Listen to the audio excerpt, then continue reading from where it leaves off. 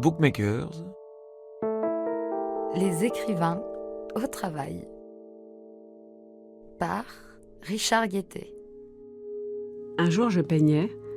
Le noir avait envahi toute la surface de la toile, sans forme, sans contraste, sans transparence. Dans cet extrême, j'ai vu en quelque sorte la négation du noir. Les différences de texture réfléchissaient plus ou moins faiblement la lumière, et du sombre émanait une clarté, une lumière picturale, dont le pouvoir émotionnel particulier animait mon désir de peindre. Mon instrument n'était plus le noir, mais cette lumière secrète, venue du noir. Pierre Soulages.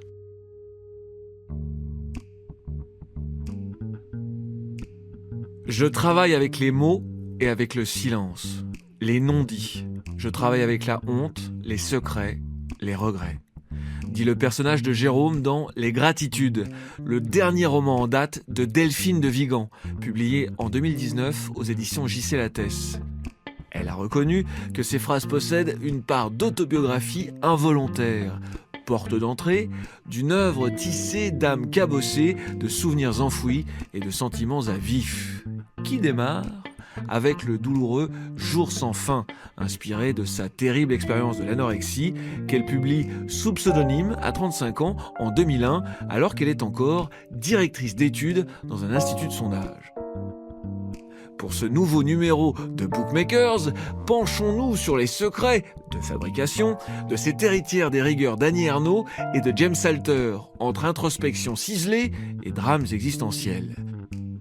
Ces romans sont longtemps nés la nuit, quand les enfants sont couchés, quand plus rien ne s'y oppose.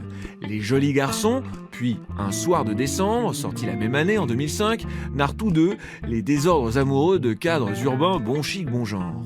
Le succès surgit par surprise 2 ans plus tard via Nos et moi, belle histoire d'amitié entre une ado surdouée et une clocharde de 18 ans qui s'écoule à 100 000 exemplaires, reçoit le prix des libraires avant de connaître une trentaine de traductions et une adaptation à l'écran par Zabou Bretman, l'emportant à long terme sur les cimes du million d'exemplaires vendus puisque nos enfants l'étudient désormais à l'école. Son sens de l'observation sociale s'épaissit dans Les Heures souterraines, en 2009, roman tendu du burn-out, du harcèlement moral et des solitudes qui se croisent sans jamais se rencontrer, lui valant sa première nomination pour le Goncourt. Puis c'est en 2011, avec Rien ne s'oppose à la nuit, roman portrait sur l'origine de la souffrance de sa mère bipolaire, écrit dans l'état de choc imposé par le suicide de celle-ci, que Delphine de Vigan s'impose en librairie. Également nommé pour le Goncourt, l'ouvrage remporte le prix du roman Fnac, celui des lectrices du magazine Elle, et lui ouvre la voie d'une littérature à la fois populaire et exigeante, touchant au cœur à nouveau 1 million de personnes par sa vulnérabilité à ciel ouvert et l'extrême délicatesse de cette enquête familiale. Le triomphe du livre suivant, vraie-fausse autofiction pour se jouer du lecteur, paru sous le titre ironique D'après une histoire vraie, 750 000 exemplaires vendus, prix Renaudot et Goncourt des lycéens 2015, adapté au cinéma par Polanski, consolide pour de bon l'aura de ces récits tourmentés. Mais d'où vient cette grande blonde à bottines, littérairement parlant ? Quels furent ses premiers contacts avec l'acte d'écrire ? Est-il vrai que ce podcast contient un bref extrait de son premier roman jamais publié ?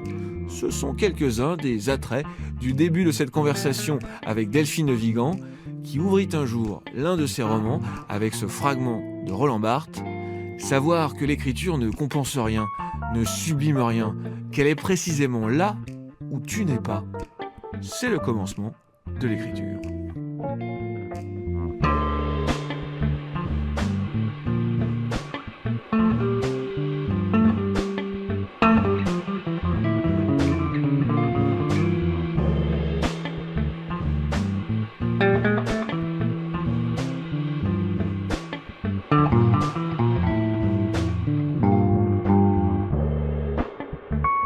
Bonjour Delphine de Vigan.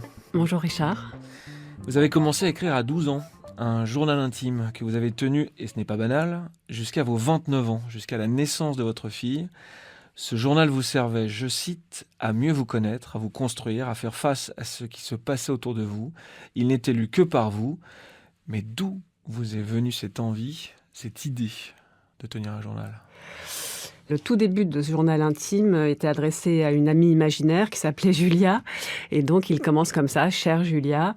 Je lui raconte quelque chose qui s'est passé avec ma mère, une dispute, un moment d'incompréhension avec ma mère. Donc, il ressemble probablement au journal intime de milliers, si ce n'est de millions d'adolescentes. Le contenu, d'abord très auto-centré, est devenu plus ouvert. Qu'est-ce que vous avez expérimenté? Qu'est-ce que vous avez testé à travers 17 ans d'écriture de soi? En fait, au départ, effectivement, c'était une manière de raconter ce qui se passait, ce que je vivais au sein de ma famille, etc. Je pense qu'au-delà de l'épanchement adolescent que j'évoquais à l'instant, il y avait probablement quand même la nécessité que j'ai pu comprendre a posteriori, de fixer les choses, de fixer une réalité qui n'était pas si simple. J'ai vécu avec des parents qui avaient un rapport à la réalité assez complexe pour des raisons différentes. Ma mère pour les raisons qu'on sait et que j'ai évoquées dans Rien ne s'oppose à la nuit. Donc je pense que c'était une manière de fixer quelque chose comme si j'avais besoin au fond qu'il y ait une vérité écrite, comme si raconter ce qui se passait, c'était une manière d'avoir la certitude que ça avait existé. En ça m'a permis de me construire probablement, de créer une sorte de socle qui était finalement une manière de me raconter mon histoire, de me raconter ce que je vivais, de me raconter ma famille, avec peut-être l'intuition que ce matériau, il me serait précieux pour tenir debout. Donc oui, c'était bien sûr une écriture qui était assez auto-centrée, en tout cas qui était centrée sur la cellule familiale. Mais petit à petit, oui, je me suis mise à raconter des conversations avec des amis, à parler de leur histoire à eux ou à elles, et peu à peu à raconter aussi à évoquer des films que j'avais vus, des livres que j'avais lus. De plus en plus, il est constitué aussi d'émotions artistiques. Il y a de plus en plus d'interrogations sur la manière dont je me vois évoluer dans le monde, mais c'est-à-dire ce qui m'intéresse, ce qui va me passionner. Donc voilà, en ça, il s'ouvre vers l'extérieur.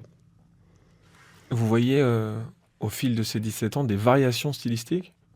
Alors, il n'a aucun style. C'est vraiment une écriture qui est très brute. Donc, de temps en temps, il m'est arrivé d'y trouver des jolies choses, des expressions qui, a posteriori, m'ont émue, m'ont touchée, ou que j'ai trouvées intéressantes, pertinentes.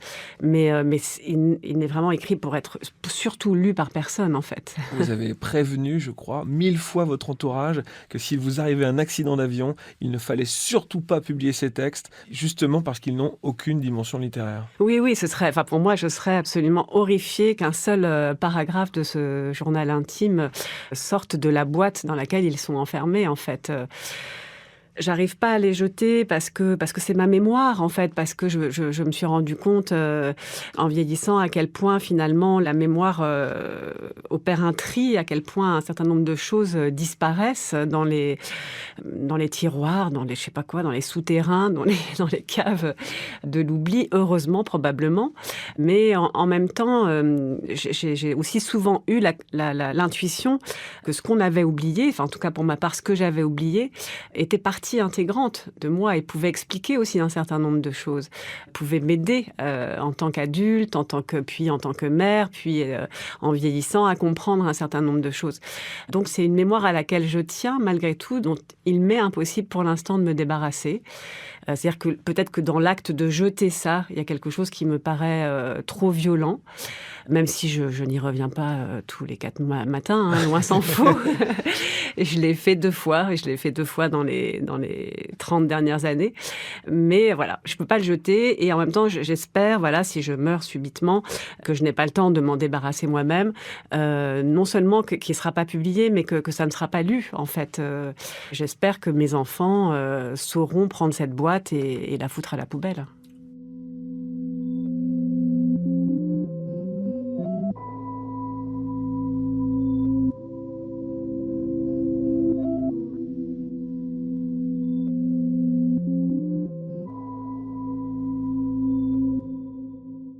Quand vous cessez ce journal, vous démarrez une histoire avec cette fois l'envie d'être publié. Vous avez écrit un roman humoristique qui a été refusé. Quel en était le sujet? Quels en étaient les défauts qui justifiaient selon vous ces refus? C'était l'histoire d'un type totalement misanthrope tout à fait obsessionnel, qui d'ailleurs souffrait de troubles obsessionnels compulsifs, donc un type vraiment très très solitaire, très retiré, très maniaque, dont la vie obéissait à des rituels infinis et répétés, qui travaillait rue des Morillons aux objets trouvés. Donc à l'époque, en plus, les objets trouvés n'étaient pas informatisés. Je ne sais pas si vous avez eu l'occasion de visiter ça, mais c'était totalement fascinant parce que c'était des espèces d'immenses tiroirs ou armoires en bois avec des milliards de petites fiches sur lesquelles étaient répertoriés les parapluies, les trucs... bon. Et voilà, et ce misanthrope rencontré un jour tombait fou amoureux d'une femme venue chercher un Paris-Brest qu'elle avait oublié dans le train, un gâteau. Okay. Il me semble que c'était ça. Et une Anglaise, donc qui parlait français, un français tout à fait correct, mais avec un très fort accent anglais. I'm looking for a Paris-Brest. Voilà, I'm looking for my Paris-Brest que j'ai perdu. Et donc, voilà, il tombait fou amoureux, il démarrait une relation avec elle, et en fait, toute sa vie, je n'en dis pas plus au cas où il me viendrait l'idée de retravailler ce roman. Toute sa vie était totalement perturbée par l'arrivée de cette femme qui, en fait, pouvait s'apparenter, mais ça n'avait rien de fantastique, à une fée. C'est-à-dire qu'à partir du moment où elle entrait dans sa vie disjonctait au sens propre et au sens figuré. Et en réalité, il semblait que cette femme avait quand même des pouvoirs très étranges. Donc ensuite, la question était de savoir si elle souffrait de troubles psychiatriques. Elle-même, j'ai envie de dire, parce que lui, au fond, n'en était pas très loin, ou si elle possédait réellement des pouvoirs magiques. Voilà.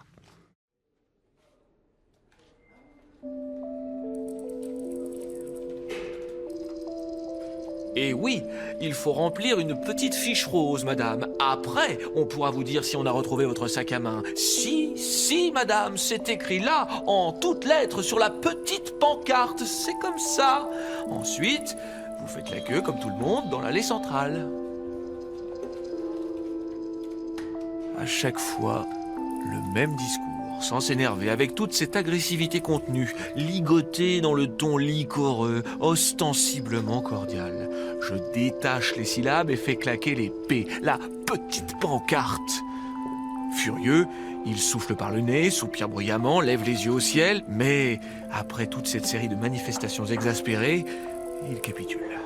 Ils s'asseyent à contre-cœur pour remplir leur fiche rose, un bout de fesse seulement, puis se rangent les uns derrière les autres en laissant échapper un dernier gémissement désarmé. Au début, ça m'amusait, moi, le type paumé s'il en est, employé aux objets trouvés. C'était comme une figure de style.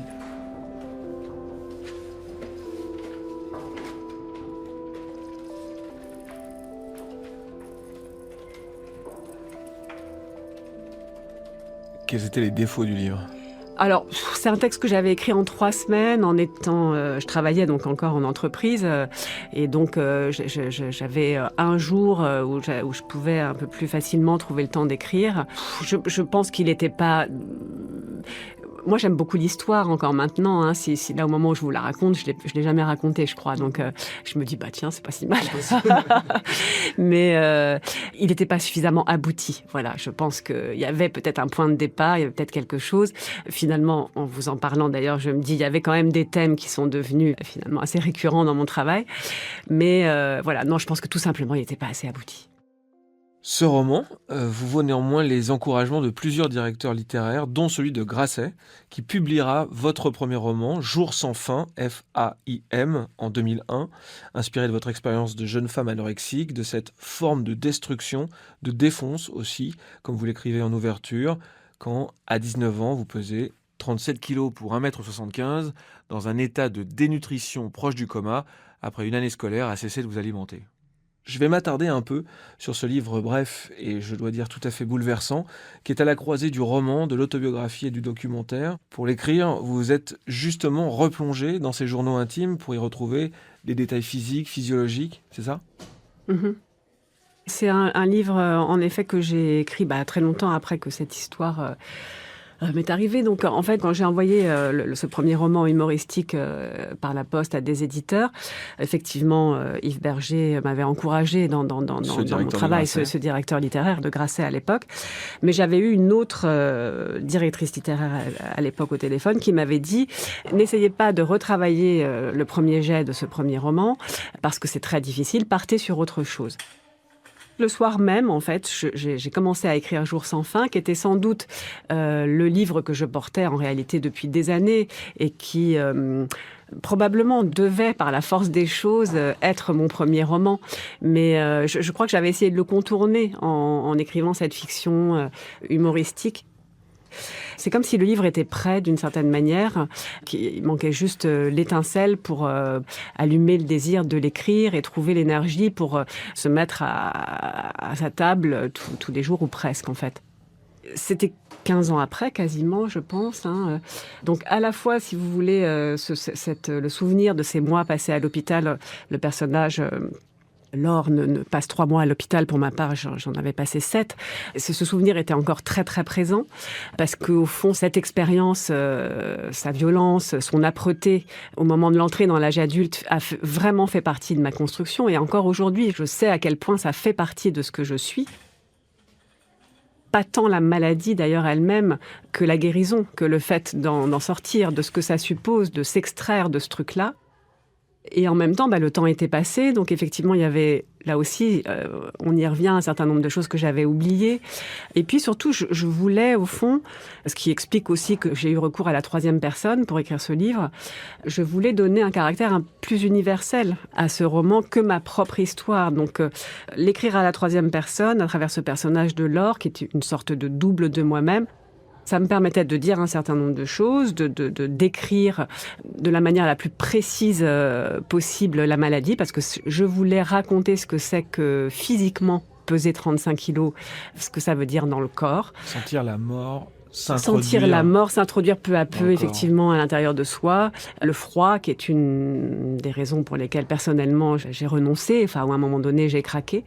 Parce que vous aviez trop froid. Oui, trop froid. C'est-à-dire que, oui, puis voilà, au bout d'un moment, de toute façon, il est vraiment question de vie ou de mort. Ça, c'est certain. Enfin, l'hôpital vous le confirme. Et donc, voilà, je voulais raconter cette expérience physique parce que, bien sûr, que l'anorexie est mentale, mais... le théâtre de cette maladie, c'est quand même le corps. À la fois, d'ailleurs, il y a probablement une tentative dans le symptôme de se débarrasser du corps ou de passer outre. Et en même temps, c'est complètement raté parce que le corps devient très vite omniprésent par sa souffrance. Et donc, voilà, je voulais raconter ça. Donc, pour ce faire, j'ai éprouvé le besoin d'entendre d'autres témoignages, d'en lire, de me redocumenter pour que cette histoire ne soit pas seulement la mienne, en fait. Ce livre, vous l'avez publié sous le pseudonyme de Lou Delvig. Pourquoi ? Je travaillais en entreprise et j'avais envie de distinguer un petit peu à ce moment-là l'écriture de ma vie professionnelle. C'est-à-dire que les gens avec lesquels je travaillais étaient loin d'imaginer que quelque chose comme ça m'était arrivé. Donc c'était une manière de mettre un peu ça à distance. Et puis surtout... publier ce livre avec mon nom, c'était publier le livre avec le nom de mon père, puisque je porte le nom de mon père, voilà. C'était prendre le risque de le heurter et de le mettre en colère, plus encore qu'il ne l'a été en publiant le roman sous un autre nom. C'est-à-dire que, bien sûr que lui, il allait reconnaître que c'était moi. Et bien sûr que les gens qui me connaissaient allaient le reconnaître, y compris d'ailleurs mes collègues de travail. Mais ça voulait dire que lui ne pouvait pas forcément être identifié comme étant le père de la personne qui a écrit ça.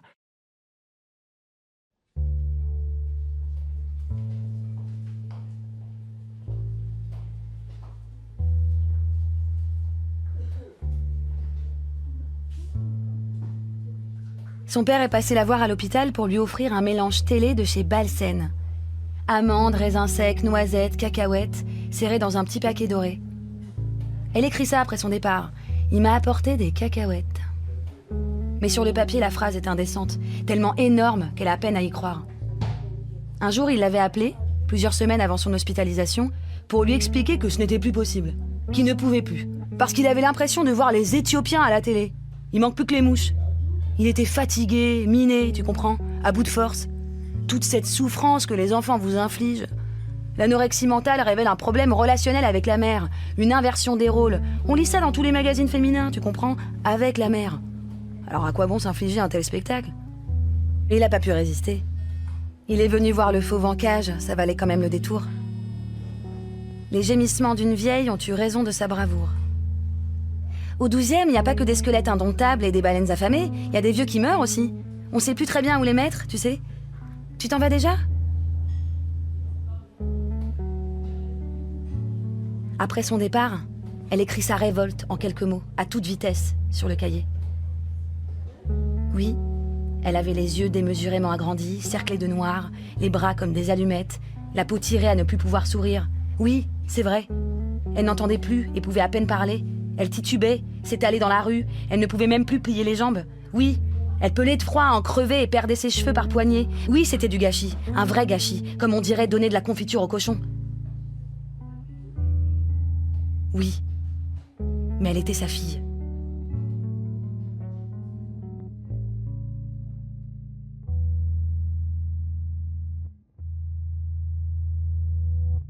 Et à ce moment-là, je pensais que peut-être ça lui rendrait le livre plus supportable, ce qui a sans doute été le cas.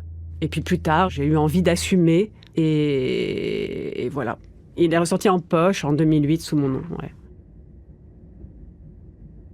Parmi vos premières lectures importantes, il y a Le Dernier des Mohicans, cette tragédie amérindienne de James Fenimore Cooper qui vous laisse en larmes dans un train à 10 ou 11 ans. Vous lisez aussi beaucoup de BD, Lucky Luke, Astérix, Gaston Lagaffe, Philémon. Vous vivez vos vacances au fil des enquêtes d'Hercule Poirot, vous empruntez tous les romans de Dostoïevski ou de Gogol au CDI. C'est un moyen d'évasion parce que vous n'avez pas la télé à la maison. Il y aura ensuite Camus, Italo Calvino, Le Roi des Aulnes de Michel Tournier qui vous émerveille par cette langue incroyable, puis Des étrangers, les grands espaces du roman d'Alva de Jim Harrison, Robert Musil, Peter Handke. Et c'est un professeur de lettres, un passionné qui savait rendre accessible des auteurs très classiques, qui vous a vraiment donné le goût de la littérature. Il avait, paraît-il, une fantaisie très séduisante. C'est Monsieur de Rivry, vous êtes bien renseigné. Et à l'âge de 13 ans, je suis partie vivre en Normandie. C'était le lycée de l'Aigle, qui est une ville de l'Orne. Et alors, avant de partir là-bas, j'étais un peu sur la mauvaise pente, si je puis dire. C'est-à-dire que scolairement parlant, ça ne se passait pas très bien pour différentes raisons. Et une fois arrivée en Normandie, il n'y avait plus le café, il n'y avait plus matière à sécher les cours comme je commençais à le faire très sérieusement à Paris. Le lycée était un petit peu en dehors de la ville et à part une boulangerie à 400 mètres, il n'y avait pas grand-chose. Et puis surtout, j'ai eu des très bons profs dans ce lycée, dont ce fameux Monsieur de Rivry. Et donc, tout d'un coup, je me suis intéressée, en fait, vraiment intéressée à ce qui se disait en classe. Et lui, oui, il nous a fait, bien sûr, découvrir les auteurs classiques. C'était assez drôle parce qu'on utilisait à l'époque le Lagarde et Michard, qu'il appelait Lagarde et la Miche. Et lui-même était vraiment passionné par Flaubert, Maupassant. Donc, voilà, nous a transmis aussi cette passion.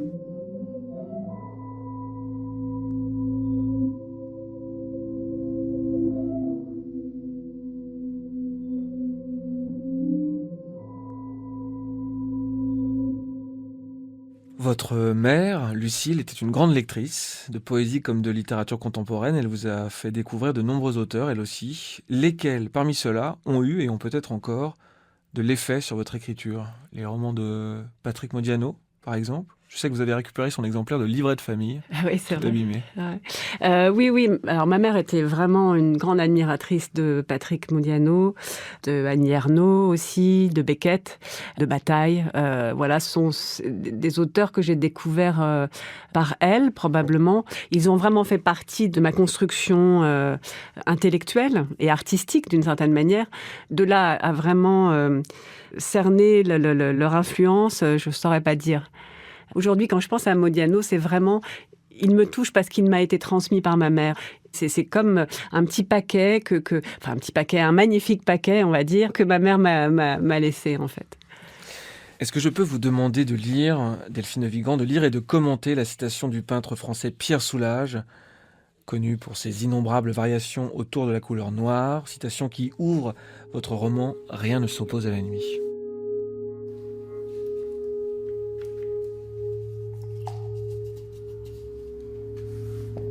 Un jour, je peignais. Le noir avait envahi toute la surface de la toile, sans forme, sans contraste, sans transparence. Dans cet extrême, j'ai vu en quelque sorte la négation du noir. Les différences de texture réfléchissaient plus ou moins faiblement la lumière, et du sombre émanait une clarté, une lumière picturale, dont le pouvoir émotionnel particulier animait mon désir de peindre. Mon instrument n'était plus le noir, mais cette lumière secrète, venue du noir. Pierre Soulages.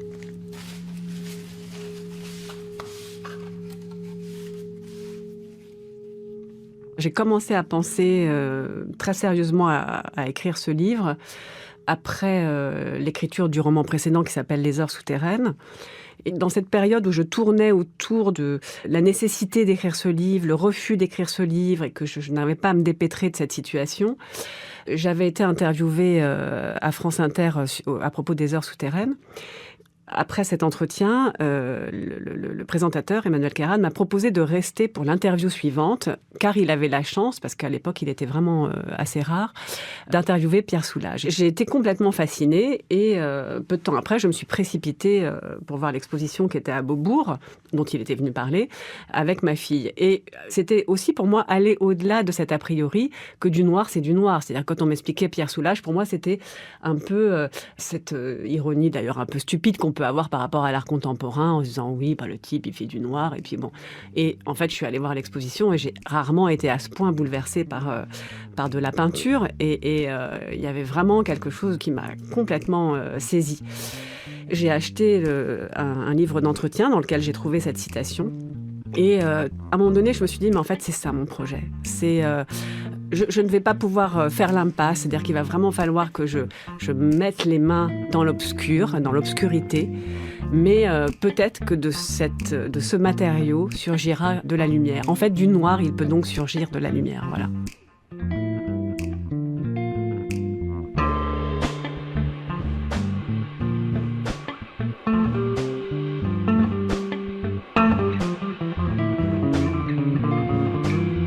À suivre sur arteradio.com.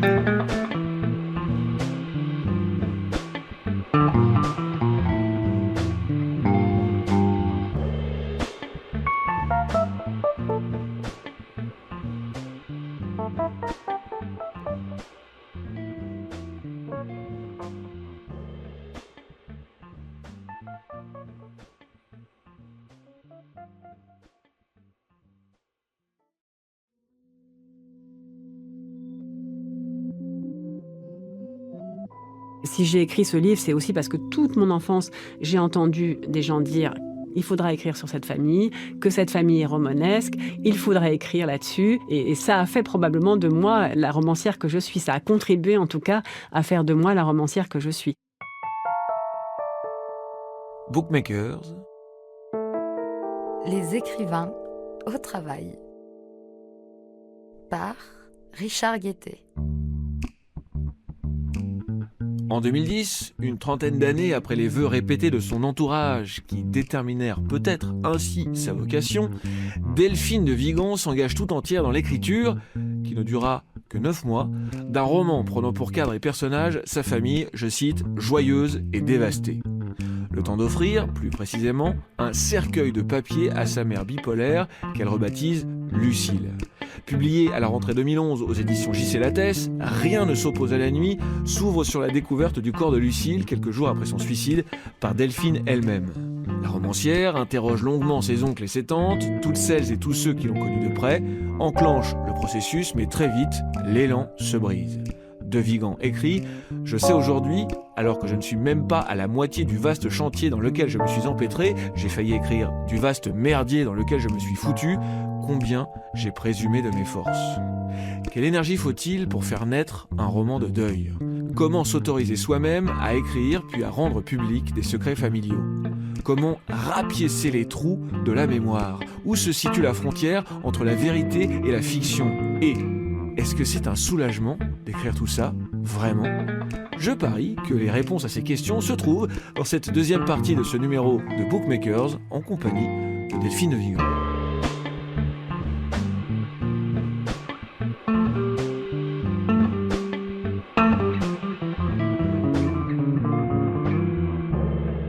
Une vie de Maupassant, a sans doute été votre premier choc littéraire. Ce premier roman de Maupassant, publié en 1883, raconte la malheureuse existence d'une jeune aristocrate depuis l'heure où s'éveille son cœur jusqu'à sa mort. Et ce livre a pour sous-titre « L'humble vérité ». L'humble vérité, est-ce que ça peut marcher pour définir ce qui sera votre position, voire votre éthique au moment de démarrer l'écriture de « Rien ne s'oppose à la nuit » ? Ce serait pas l'humble vérité, ce serait mon humble vérité en réalité. Oui, très vite et au moment où j'ai entrepris ce travail un peu fou, je me suis dit il faut que j'affirme et que je réaffirme tout au long du texte, et je crois que c'est le cas, que ce n'est que mon humble vérité. Et que toute vérité, dès lors que, en tout cas, on manipule un matériau aussi, à la fois aussi incandescent et aussi familial, ne peut être que subjective, en fait. Il y a une quête de vérité. Peut-être qu'à un moment donné, j'ai eu, mais ça n'a pas duré très longtemps, le fantasme ou l'ambition de pouvoir atteindre la vérité à travers ce texte et à travers ce geste, surtout de l'écriture, pouvoir m'approcher davantage de ma mère, comprendre mieux qui elle était, comprendre mieux son suicide. Enfin, voilà, il y avait sans doute quand même quelque chose d'un peu naïf. Peut-être, je ne sais pas d'ailleurs jusqu'où aujourd'hui je ne reconstruis pas tout ça.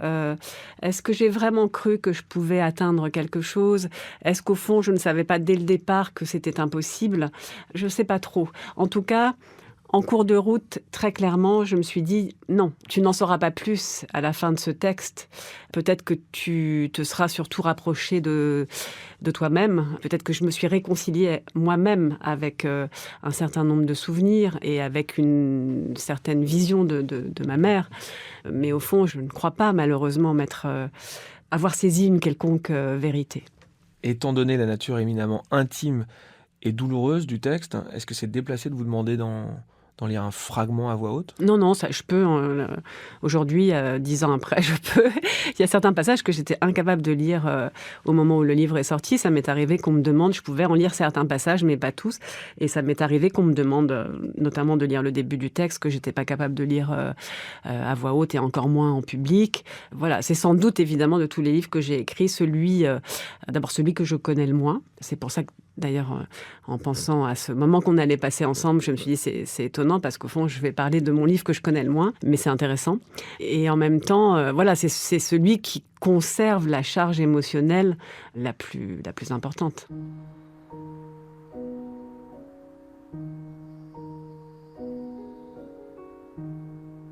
Je ne sais plus quand est venue l'idée d'écrire sur ma mère, autour d'elle ou à partir d'elle. Je sais combien j'ai refusé cette idée, je l'ai tenue à distance, le plus longtemps possible, dressant la liste des innombrables auteurs qui avaient écrit sur la leur, des plus anciens aux plus récents, histoire de me prouver combien le terrain était miné et le sujet galvaudé. J'ai chassé les phrases qui me venaient au petit matin ou au détour d'un souvenir, autant de débuts de romans sous toutes les formes possibles, dont je ne voulais pas entendre le premier mot. J'ai établi la liste des obstacles qui ne manqueraient pas de se présenter à moi et des risques non mesurables que j'encourais à entreprendre un tel chantier. Ma mère constituait un champ trop vaste, trop sombre, trop désespéré, trop casse-gueule en résumé. Et puis j'ai appris à penser à Lucille sans que mon souffle en soit coupé. Sa manière de marcher, le haut du corps penché en avant, son sac tenu en bandoulière et plaqué sur la hanche, sa manière de tenir sa cigarette écrasée entre ses doigts, de foncer tête baissée dans le wagon du métro, le tremblement de ses mains, la précision de son vocabulaire, son rire bref, qui semblait l'étonner elle-même, les variations de sa voix sous l'emprise d'une émotion dont son visage ne portait parfois aucune trace. J'ai pensé que je ne devais rien oublier de son humour à froid, fantasmatique, et de sa singulière aptitude à la fantaisie. Je ne sais plus à quel moment j'ai capitulé. Peut-être le jour où j'ai compris combien l'écriture, mon écriture, était liée à elle, à ses fictions, ces moments de délire où la vie lui était devenue si lourde qu'il lui avait fallu s'en échapper, où sa douleur n'avait pu s'exprimer que par la fable.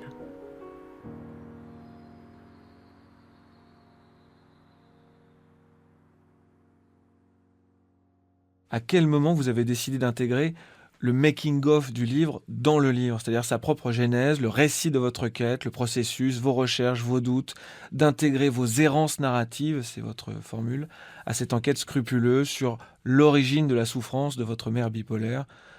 Parce que c'était pas possible de faire autrement. J'ai toujours une période de documentation qui évidemment prend des formes différentes selon le matériau, le sujet que j'aborde.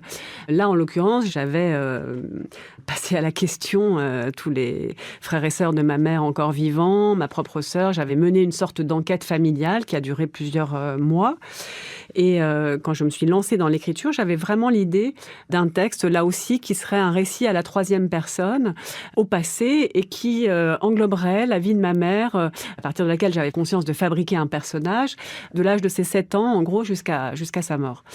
Et je pensais m'en tirer comme ça, c'est-à-dire, raconter dans un roman assez ample, qui mêlerait aussi à la fois l'histoire intime, familiale, et la grande histoire, puisque c'est toute une époque. Donc voilà, donc j'ai commencé comme ça, après cette petite introduction que j'ai lue, c'est-à-dire les atermoiements autour du fait d'écrire, ne pas écrire, c'était pour moi un prologue, et ensuite je me lançais dans le grand récit. Et puis, une fois que j'ai avancé comme ça, donc ça commence effectivement par la description de cette famille, de ses enfants nombreux, de leurs jeux, des publicités.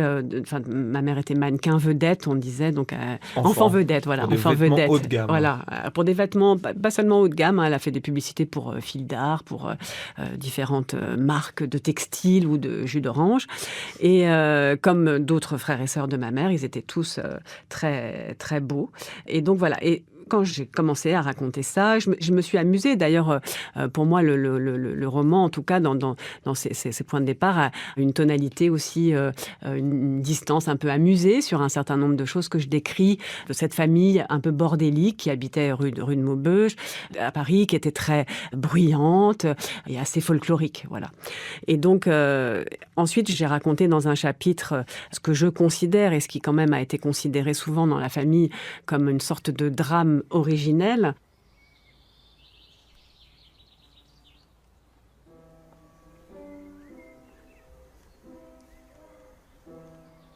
La possibilité de la mort, ou plutôt la conscience que la mort pouvait surgir à n'importe quel moment, entra dans la vie de Lucille au cours de l'été 1954, à la veille de ses 8 ans. Désormais, l'idée de la mort ferait partie de Lucille. Une faille, ou plutôt une empreinte indélébile. Comme plus tard, la montre, ronde, aux traits épais, qu'elle ferait tatouer à son poignet. Liane et les enfants étaient partis à Elle, un petit village d'Ardèche où vivaient les parents de Georges. Les journées s'écoulaient dans la chaleur du mois d'août, douce et pleine. Les enfants jouaient dans le jardin, se baignaient dans l'ozon, fabriquaient des objets avec la glaise de la rivière. Un après-midi, alors que Lucille s'exerçait au piano, des cris avaient envahi le jardin. Pas les cris des jeux et des disputes qu'elle n'entendait même plus, non. Des cris plus aigus encore, d'effroi qu'elle ne connaissait pas. Lucille s'était arrêtée, main levée sur le clavier. Elle avait guetté les mots sans parvenir à les comprendre. Pourtant, la petite voix de Milo, ou bien était-ce celle d'un autre enfant, avait fini par l'atteindre, parfaitement distincte. Ils sont tombés. Antonin et son cousin Tommy jouaient sur les planches de bois qui recouvraient le puits, lorsque celle-ci avait cédé. Sous les yeux des autres enfants, les 2 garçons étaient tombés. Tommy avait aussitôt refait surface. On distinguait sa présence, on pouvait lui parler. L'eau était glaciale, mais il semblait tenir. Antonin n'avait pas réapparu. Les pompiers étaient arrivés, équipés de leur matériel. On avait envoyé les enfants chez les voisins. Ils avaient longtemps cherché le corps d'Antonin avant de le trouver. Le puits donnait sur une citerne. Antonin était mort d'hydrocution.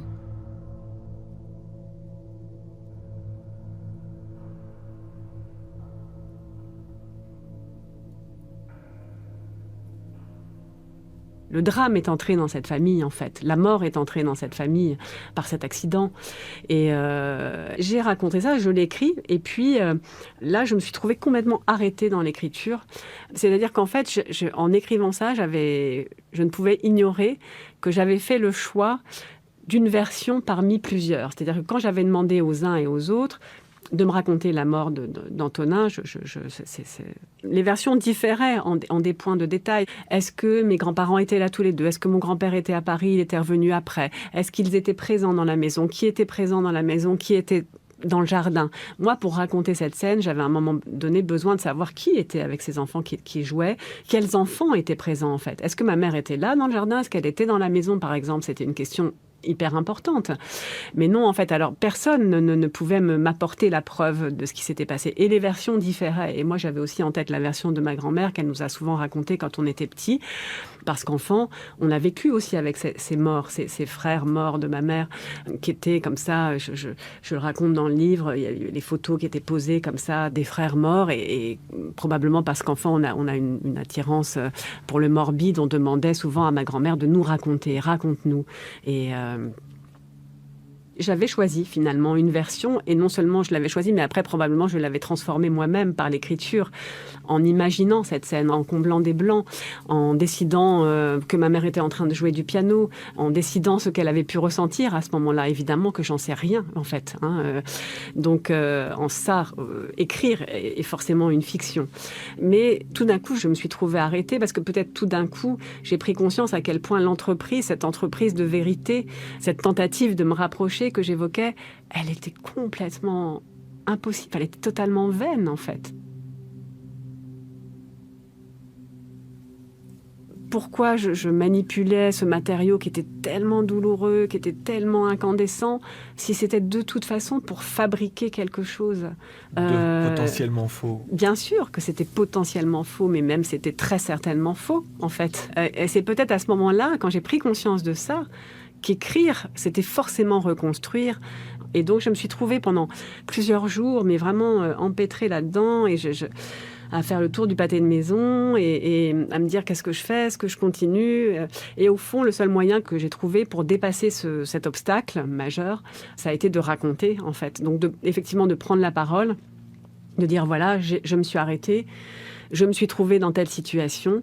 En fait, ce que je suis en train d'écrire, non, ça n'est pas la vérité. Ça ne sera, dans le meilleur des cas, ce ne sera qu'un geste.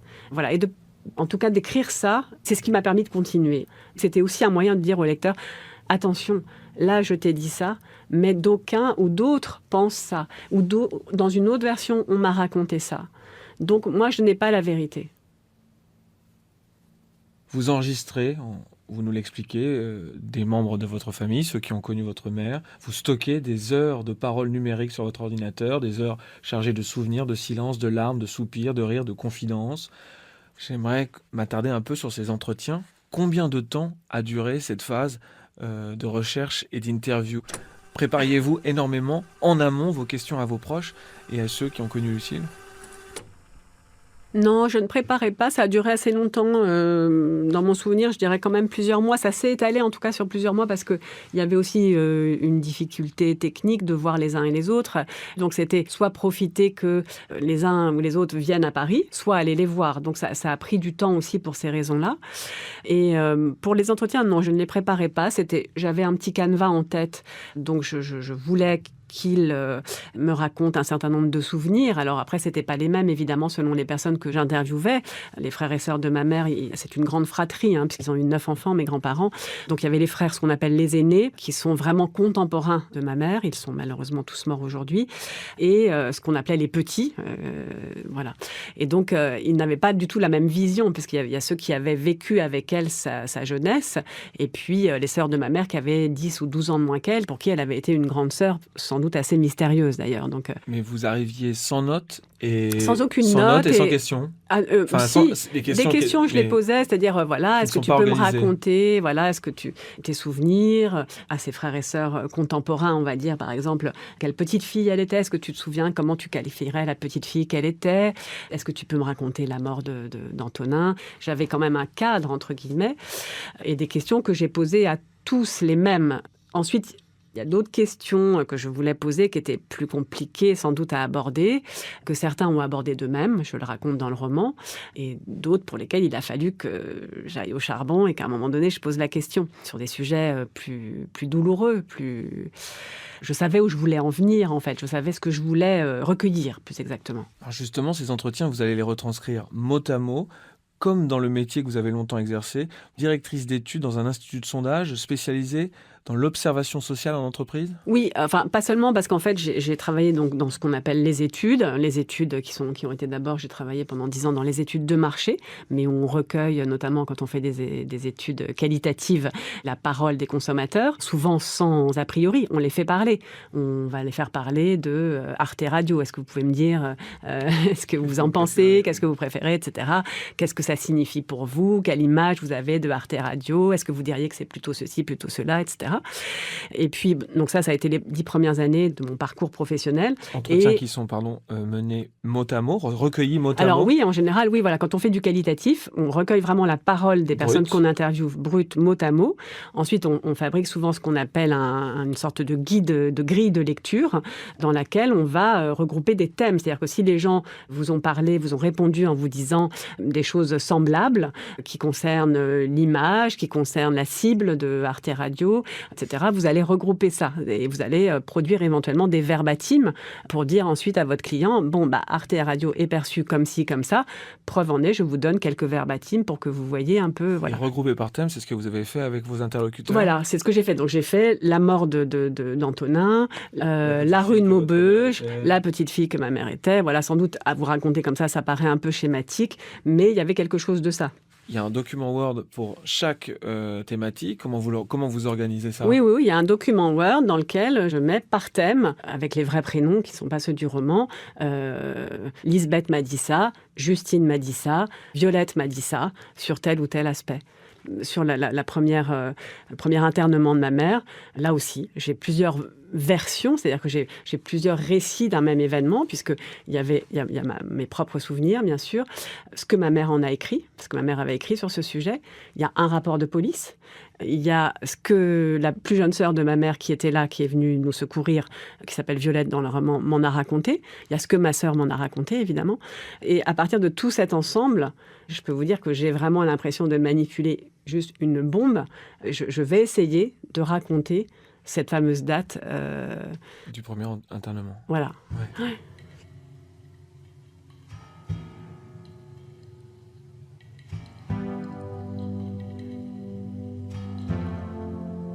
De la journée du 31 janvier, Lucille garde un souvenir précis.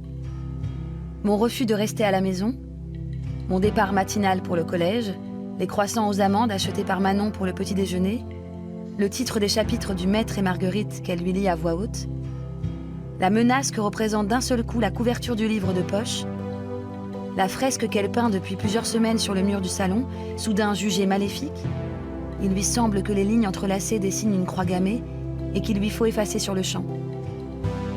Elle demande à Manon de l'aider à la recouvrir de peinture blanche.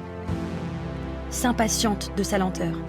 Elle la secoue, la frappe pour qu'elle accélère, et puis arrive le pire, l'idée folle, qui s'impose comme une certitude qu'elle doit pratiquer de l'acupuncture dans les yeux de Manon pour la soigner, après s'être elle-même enfoncé plusieurs aiguilles dans la tête sous le regard terrifié de ma sœur.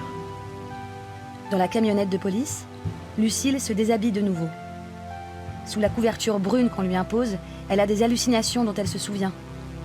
Jean-Marc, son frère, sortant de son cercueil, vêtu du bleu de travail qu'il aimait porter. À l'hôpital Lariboisière, on la juge trop agressive pour la garder.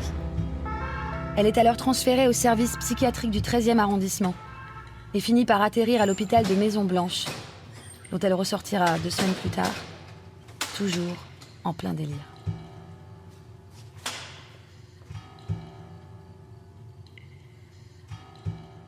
Aujourd'hui, si je voulais l'écrire, je ne pourrais plus l'écrire parce que les frères et sœurs de ma mère sont morts, en fait, que depuis 10 ans, ils sont presque tous morts. Ils étaient 9, il n'en reste que 2 au moment où je vous parle, ce qui est très peu pour des gens qui, aujourd'hui, auraient 60 ans, 70 ans. Donc voilà, j'ai quand même eu le sentiment d'avoir recueilli quelque chose pendant qu'il en était encore temps, d'avoir fabriqué quelque chose avec ça qui, pour certains, a été source de souffrance, mais qui malgré tout témoigne d'une époque, témoigne de quelque chose, témoigne de ce qu'on oubliera aussi, de ce que j'aurais oublié de moi-même, de ma mère. Aujourd'hui, je sais que Rien ne s'oppose à la nuit contient des choses que j'ai oubliées, en fait. Vous commencez très vite à écrire, dès les premiers entretiens recueillis ? Non, j'ai attendu d'avoir recueilli pas mal de matériaux. D'abord, il y avait les écrits que ma mère avait laissés. J'ai récupéré les fameuses cassettes que mon grand-père avait enregistrées, dans lesquelles il raconte toute sa vie, 50 heures d'enregistrement. Celles-ci, je les ai écoutées plus tard, c'est ce que j'ai fait en dernier. Mon propre journal intime, dont on parlait, donc que j'ai relu aussi une nouvelle fois à cette occasion, avec cet angle très précis qui était de retrouver des choses qui concernaient ma mère. Voilà, donc il y a eu tout ce travail de préparation, il a pris plusieurs mois. Et quand je me suis mise à écrire, j'avais à peu près tout sous la main. Je ne sais pas, j'allais dire assimilé, c'est pas vrai, parce qu'au fond, j'avais rien assimilé du tout. Mais en tout cas, tout était là, à peu près autour de moi. J'avais relu, j'avais organisé le matériau. Il me restait juste à écouter les cassettes de mon grand-père, que je rechignais à écouter. J'avais une appréhension. Et donc, j'ai peut-être commencé à écouter au moment où je commençais à écrire. Vous construisez énormément vos romans en général. Il y a des phases assez longues de recherche durant lesquelles vous n'écrivez pas. C'est une phase de recherche, vous l'avez dit tout à l'heure, qui parfois peut même vous servir à rien, mais au moins ça vous met dans le bain. Vous observez, vous prenez des notes dans des carnets, vous échafaudez des plans. C'est une fondation, c'est une architecture. Et quand vous commencez à écrire, vous suivez des lignes tracées. Mais dans un cas comme celui-ci, à partir de toute cette matière recueillie, à quoi peut bien ressembler le plan, si ce n'est à la chronologie, disons, de l'existence de votre mère ? À rien d'autre en réalité, et de même qu'en règle générale, je construis des plans pour pouvoir m'en écarter d'ailleurs, mais là en l'occurrence, rien d'autre ne présidait en tout cas à l'avancement de la narration que la chronologie. J'étais partie de l'enfance de ma mère, je voulais arriver jusqu'à sa mort et donc j'ai tenté de dérouler tant bien que mal parce que voilà, à partir du moment où ma mère a un enfant, en l'occurrence moi, j'écris à la première personne. J'arrive en fait alors que évidemment que j'ai pas été témoin de grand chose à l'âge de 1 an, de 2 ans, de 4 ans. Qu'est-ce que je pouvais témoigner de sa vie à cet âge-là et probablement même plus tard. J'ai avancé comme ça un petit peu à tâtons, j'ai navigué à vue avec pour seule ligne directrice en effet la chronologie. Mais je savais dès le départ qu'à un moment donné, je reviendrais en arrière. C'est-à-dire qu'il y a un épisode de la vie de ma mère qui concerne sa jeunesse que je n'ai pas évoqué volontairement au moment où il arrive, pour y revenir plus tard au moment où elle... Sans rappel, où il ressurgit. Il ressurgit dans manifestement pour elle, et où elle l'écrit, et où elle envoie cette lettre à toute sa famille en racontant ce qui s'est passé quand elle avait 16 ans. 11h. 1er juin. Premières angoisses. Comment vais-je gouverner ma pensée, faire mon repassage, parler à mes enfants, écouter autre chose que le vide ? Mes doigts vont-ils trembler sur le clavier ? Arriverai-je à travailler au lieu de répéter mécaniquement dans le but d'atteindre une improbable perfection ? Ferai-je expier mon père, sachant qu'il ne peut me refuser aucun caprice que j'ordonne devant ma mère ? Comme ce collier d'or que je me suis fait offrir récemment. Je dis à Delphine que j'écris depuis quelques jours. Je me sens coupable, elle me trouve bizarre. Mon écriture, si elle dure, ne peut être qu'un immense malaise. Nous partons pour notre maison de campagne. Je suis avec mon amoureux, nous sommes avec mon père. Je ne suis pas tendre, pourtant j'aime mon ami. La nuit, je ne dors pas, je suis traquée. Je vais pisser, mon père me guettait, il me donne un somnifère et m'entraîne dans son lit. Il m'a violée pendant mon sommeil, j'avais 16 ans. Je l'ai dit.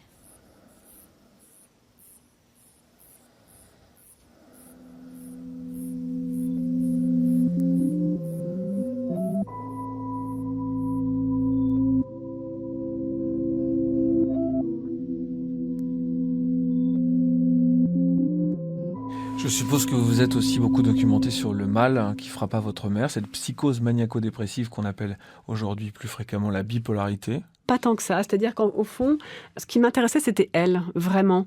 Cette maladie était assez peu connue, on en parlait très peu à son époque. Et d'ailleurs, quand ma mère a été internée, les premières fois, on appelait ça bouffée délirante. On disait, elle fait des bouffées délirantes. Ce sont des états souvent d'excitation, la phase maniaque. Elle n'est pas toujours joyeuse, hein, elle peut être assez triste. En tout cas, très active, très... Voilà, c'était l'alternance de ces moments avec des moments de très grande dépression. Mais au fond, on appelait ça psychose maniaco-dépressive, mais en l'occurrence, c'est pas quelque chose que j'ai entendu pour ma mère, par exemple. C'est quelque chose que j'ai entendu plus tard, quand on a commencé à comparer ma mère aux sœurs de ma grand-mère qui souffraient de la même maladie. Le mot bipolarité est arrivé beaucoup plus tard. Je me souviens que ma mère était déjà, je sais pas, elle devait peut-être avoir l'âge que j'ai aujourd'hui, quand un jour elle m'a dit, en fait, je suis bipolaire. J'avais pas envie d'utiliser les termes de la psychiatrie, je n'avais pas envie de l'aborder comme ça. J'avais envie de l'aborder de la manière dont cette maladie avait surgi dans notre vie, c'est-à-dire comme quelque chose qu'on ne connaît pas, quelque chose dont on ne parle pas. C'est-à-dire que tout d'un coup, ma mère, qui avait 33 ans à l'époque, se met à nous faire manger des framboises surgelées, mais surgelées, encore surgelées. On va au restaurant, elle pique les frites dans l'assiette du voisin, ou elle se met à parler anglais alors qu'elle ne parle pas un mot d'anglais dans le train avec des gens. Ce que je voulais raconter aussi, c'est ce que ça représente, évidemment, pour des petites filles, en fait. C'est normalement, votre parent, c'est celui qui sait, c'est celui qui a raison. À cet âge-là, on ne remet pas en question la parole de ses parents. Surtout ma mère, qui était si réservée, qui était quelqu'un d'extrêmement timide. Donc, c'est aussi l'incompréhension par rapport à la maladie que j'avais envie de raconter, parce que c'est ce à quoi elle s'est heurtée, en fait. Quand elle est tombée malade, aujourd'hui, ce serait différent. D'abord, aujourd'hui, les traitements sont sans doute beaucoup plus fins. Mais à l'époque, ça restait quand même extrêmement tabou. Enfin, je vous dis ça l'est encore. C'est un peu idiot ce que je dis, parce que la maladie mentale, elle reste extrêmement taboue. Mais peut-être qu'on a plus de mots aujourd'hui, quand même, malgré tout, pour en parler. Non, c'est vraiment une maladie que j'ai découverte, ça va peut-être vous paraître étrange, grâce à Rien ne s'oppose à la nuit. C'est-à-dire que pour moi, ce que ce roman m'a apporté, c'est de mieux comprendre, de rencontrer cette maladie, de la rencontrer pour d'autres, chez d'autres, et de mieux la comprendre. Dans vos précédentes interviews sur le livre, j'ai trouvé cette phrase. Quand je relis le livre, je trouve certains passages d'une violence incroyable, mais ces passages, je les ai oubliés. Mais c'est mon livre que je connais le moins, en fait. Rien ne s'oppose à la nuit. Autant, si vous voulez, vraiment pour chacun de mes romans, je pense qu'il n'y a pas un paragraphe qui puisse m'être étranger, en fait. Parce que souvent, j'ai le souvenir du travail que j'ai fait, des questions que je me suis posées, Rien ne s'oppose à la nuit. D'abord, c'est un livre que j'ai écrit très vite, dans une forme d'urgence, entre 8 mois, 10 mois peut-être, qui m'a littéralement été arraché des mains par l'éditeur, dans le sens où il était prévu, et j'étais évidemment partie prenante, personne ne m'a forcé, mais il était prévu que le livre paraisse pour la rentrée littéraire de 2011, et je l'ai fini extrêmement tard par rapport au délai habituellement observé en pareilles circonstances. Et donc, c'était probablement d'ailleurs la seule manière de publier ce texte, parce que vraisemblablement, si j'avais eu plus de temps, il n'est pas impossible que j'aurais fait marche arrière, en fait, en tout cas, peut-être sur certains passages, ou voilà. Donc, et plus tard, j'y suis parvenue. J'ai accompagné le roman beaucoup en librairie. En plus, à l'époque, je ne voulais pas en lire moi-même des passages. Je me souviens qu'à la remise du roman Fnac, j'ai failli sortir de la salle en entendant quelqu'un lire un extrait de Rien ne s'oppose à la nuit.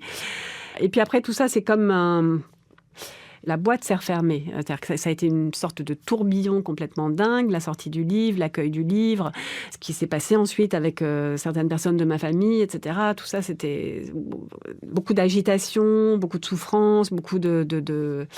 Et plus tard, des années plus tard, dans une émission, on m'a demandé de lire un extrait. Je ne me rappelle même plus lequel, d'ailleurs. Je ne saurais pas vous dire lequel. Et là, je me suis dit, putain, j'ai écrit ça. Mais j'étais vraiment moi-même saisie, oui, par la violence, non, aujourd'hui, évidemment, je ne l'écrirais pas comme ça, en fait. Si aujourd'hui, pour une raison ou une autre, je me mettais en tête d'écrire la vie de ma mère, je ne l'écrirais pas du tout comme ça. Le fait de l'avoir découverte moi-même, d'avoir découvert son corps, de la terreur évidente que ça m'a inspirée. La première à être arrivée dans l'appartement quelques jours après son suicide. C'est voilà. vous qui avez découvert littéralement son corps. Oui, tout à fait. Et donc, cette scène-là, c'est l'adrénaline, à un moment donné, qui explose et dont on met probablement des semaines à se débarrasser. Je pense que ça m'a autorisée, pour des mauvaises raisons d'ailleurs sans doute, mais à écrire ce livre. Et que c'est encore quelques mois plus tard, dans cet état de choc de sa disparition, que j'ai écrit le livre. Avec tout ce que la mort, en fait... Et il se trouve en plus que ma grand-mère était morte 1 mois et demi plus tôt. Ma grand-mère que j'adorais, à laquelle j'étais extrêmement attachée. Donc... tout ce que ça soulève, on ne sait même plus vers quel chagrin se tourner, en fait. Le chagrin et tout ça est tellement mêlé. Et en même temps, ce sont des moments, comme dans toutes les familles, où on parle, enfin, on essaye de parler, où on se raconte des choses. Et en ce qui concerne ma mère, dans la mesure où, évidemment, il s'agissait d'un suicide, on essaye de comprendre et pourquoi et à côté de quoi on est passé. Est-ce que, finalement, toute sa vie, elle n'avait pas lutté contre cette idée du suicide et ranger les affaires et vider l'appartement. C'est une période très particulière où, précisément, on a les mains dans ce matériau complètement dingue de la mémoire, du souvenir, de l'affect, de tout ce qui se joue dans les familles, en fait. Et donc, voilà. Pour moi, le livre, il est écrit à la suite de ça. La première page du livre est terrible. Et j'ose à peine vous demander de la lire à voix haute. Est-ce que c'est quelque chose d'envisageable ou pas question ? Je ne l'ai jamais fait, je peux essayer.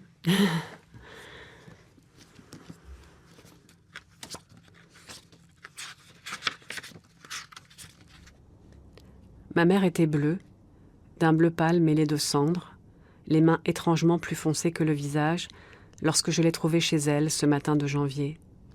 Les mains comme tachées d'encre, au pli des phalanges. Ma mère était morte depuis plusieurs jours. J'ignore combien de secondes, voire de minutes, il me fallut pour le comprendre. Malgré l'évidence de la situation, ma mère était allongée sur son lit et ne répondait à aucune sollicitation. Un temps très long, maladroit et fébrile, jusqu'au cri qui est sorti de mes poumons comme après plusieurs minutes d'apnée. Encore aujourd'hui, plus de 2 ans après, cela reste pour moi un mystère. Par quel mécanisme mon cerveau a-t-il pu tenir si loin de lui la perception du corps de ma mère, et surtout de son odeur ? Comment a-t-il pu mettre tant de temps à accepter l'information qui gisait devant lui ? Ce n'est pas la seule interrogation que sa mort m'a laissée.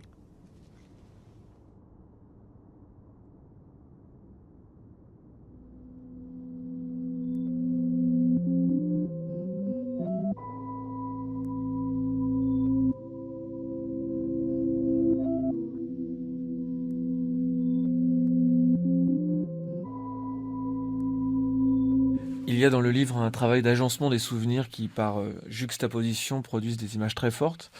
Vous évoquez par exemple les images publicitaires pour lesquelles votre mère a défilé et posé, enfant. Et puis tout de suite après, en 5 lignes, à la fin de l'un des premiers chapitres, vous évoquez la découverte, en vidant l'appartement de votre mère, d'une pellicule entière de photos qu'elle a prises, elle, du cadavre de son propre père, en costume beige et ocre, qualifié couleur de vomi. Le motif de la photo prend donc ici 2 directions radicalement différentes. Et placé à la fin d'un chapitre, eh bien, cela crée une forme de suspense qui nous met la puce à l'oreille sur la responsabilité de ce grand-père dans l'origine de sa souffrance. C'est quelque chose de très travaillé ou est-ce que c'est plutôt quelque chose qui vient comme ça, qui surgit au moment de l'écriture ? Typiquement, vous voyez là, couleur de vomi, je me dis c'est d'une violence incroyable en fait. Et en même temps, c'est ce que j'ai ressenti quand j'ai trouvé ces photos. Et je trouvais ça dingue de photographier sous toutes les coutures le corps de son propre père. Au fond, ça rejoint cette idée comme ça d'une sorte d'état d'inconscience, malgré tout, dans lequel j'étais quand j'ai écrit ce livre. C'est le seul de mes textes pour lequel je peux dire ça.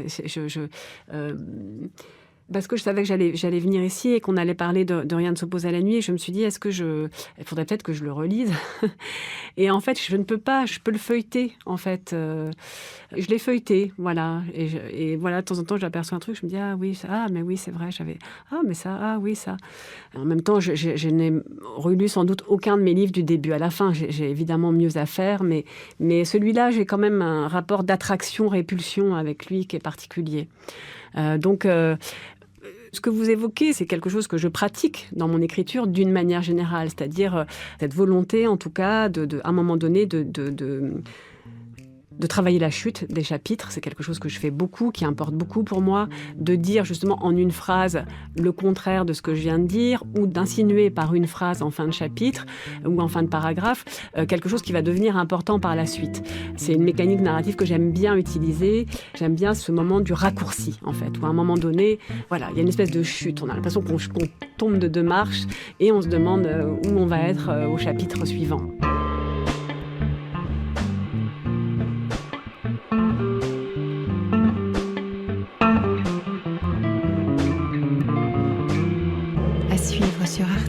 arteradio.com.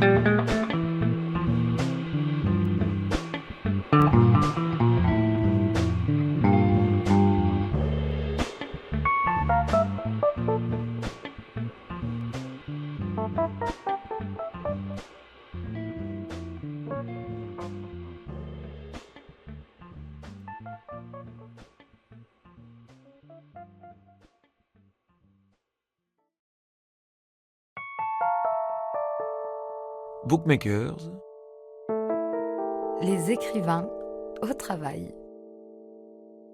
Par Richard Guettet. le succès, confie Delphine de Vigan à propos du million d'exemplaires vendus de son roman Rien ne s'oppose à la nuit, je l'ai vécu comme une peur. C'est vertigineux, comme un tourbillon, malgré tout joyeux. Je le souhaite à n'importe quel auteur. En même temps, ajoute-t-elle, il y a quelque chose de dangereux. Si j'avais connu un succès pareil plus tôt, je n'aurais probablement pas pu réécrire derrière.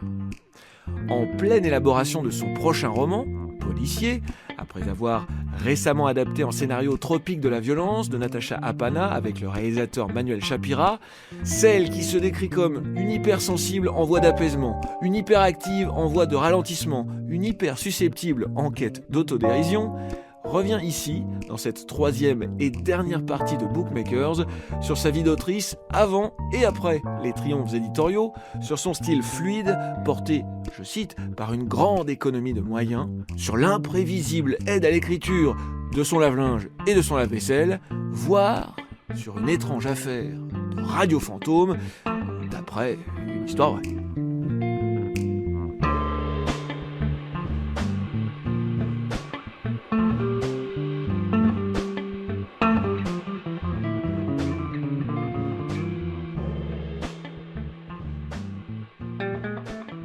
Le livre est donc une enquête, un hommage, l'envie d'offrir à votre mère un cercueil de papier, mais aussi un roman.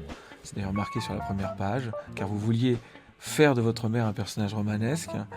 Au départ, vous pensiez que vous n'auriez aucun mal à y introduire de la fiction. Vous en avez rêvé que vous vous rouliez dans la fiction, que vous y ajoutiez des péripéties, des digressions, des élucubrations.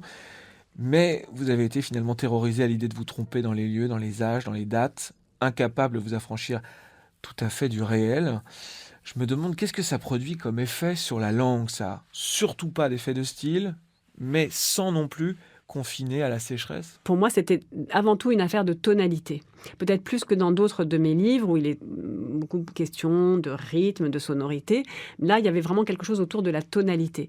Parce que rendre hommage à ma mère et rendre hommage à ma famille, c'était aussi trouver cette tonalité un petit peu distancée, avec un rien d'humour qui est très rarement perçu. Ça, c'est un des textes sur lequel probablement il y a eu le plus grand décalage entre ce que par moment j'ai voulu faire et ce que par moment le lecteur a perçu. Ma grand-mère qui fabriquait elle-même ses pyjamas en laine de toutes les couleurs, qui faisait le grand écart à 70 ans, qui était un personnage totalement romanesque. Donc, je voulais rendre compte de ça, de cette fantaisie, de ce côté. Ils étaient tous éminemment romanesques dans mon esprit. Donc, pour moi, il y a une forme de folklore, de mythologie qui est attachée à ma famille, que j'adore. En plus, je me sens en droite lignée de tout ça. Et en même temps, le drame. Donc, voilà, des questions de tonalité, je me les suis beaucoup posées pour pouvoir passer de l'un à l'autre sans que ce soit trop brutal. Peut-être que le drame, c'est encore plus difficile à écrire parce que j'avais pas envie de sombrer dans le pathos. Donc là, oui, bien sûr, il y a une forme d'économie de moyens qui est aussi probablement une des constantes de mon travail. En racontant le drame, en racontant les morts, en racontant l'internement de ma mère, en racontant... Voilà, il y a une forme de sobriété qui, pour moi, s'impose, parce que mon idée n'est pas du tout de m'apitoyer sur mon propre sort, mais d'essayer de rendre compte, à un moment donné, de quelque chose. C'est vrai que je suis assez peu friande moi-même en tant que lectrice, des écritures très démonstratives, très performatives, un peu empoulées, ou trop métaphoriques. Ça n'est pas ce que j'aime.